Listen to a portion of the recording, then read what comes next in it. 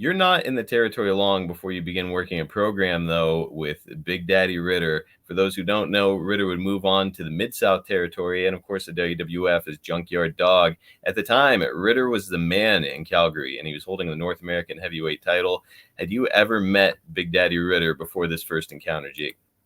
Yes, I had. Oh. It's funny that you mentioned it. I've been working in Nashville for a guy by the name of Nick Gulas. Okay. Who was famous for being cheap.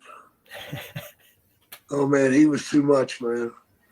But he had an office, and you had to walk down all these stairs, man, to the parking lot. And I'd walked in, and I'd told him I quit. I couldn't afford to stay there any longer. I'm talking, I was making $15, $20 a night. Holy shit. Yeah. Yeah, it was brutal, man.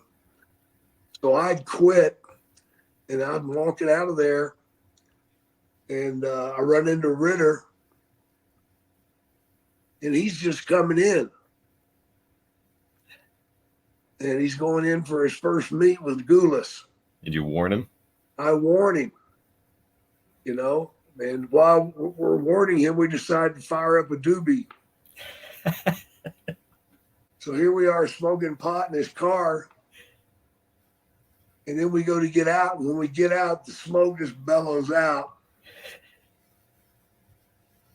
And lo and behold, we look up the stairs, and there's Nick Gulas standing at the top of the stairs. Oh, boy. What the hell are you two doing down there?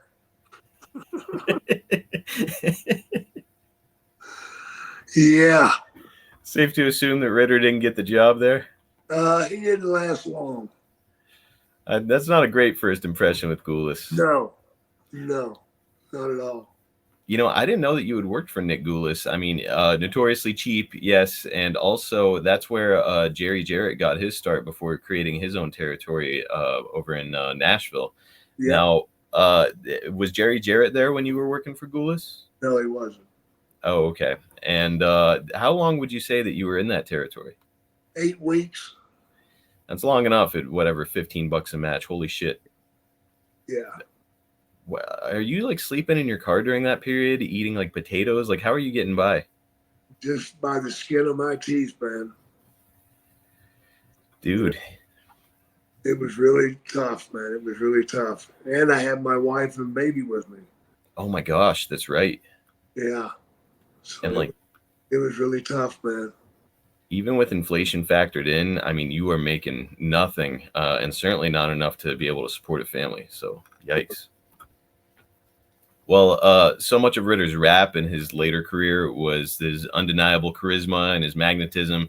In 1979, as one of the top draws in the territory, was Ritter already starting to display some of those traits, or had he not quite found himself yet?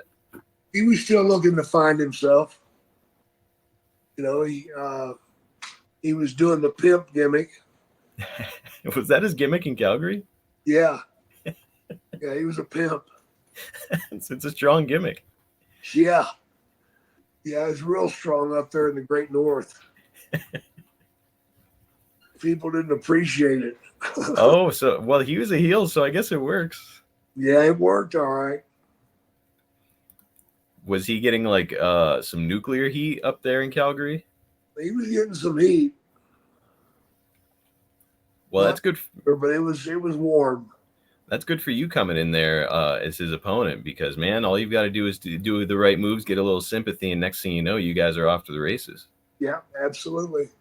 That's exactly what you do. Now, I've got here in the research from Andrew, it's like he's a fortune teller. It says, Sylvester was known to enjoy smoking marijuana. How often were you smoking with him? So we know that the first time you met him, it happened. Were you guys having some fun up there in Calgary as well?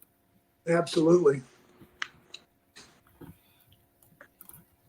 Now, you two are kind of birds of a feather in that regard. Does that mean that after this bus hits a moose and gets shut down that you're traveling with Sylvester even though you're opposing him, or was that strictly forbidden?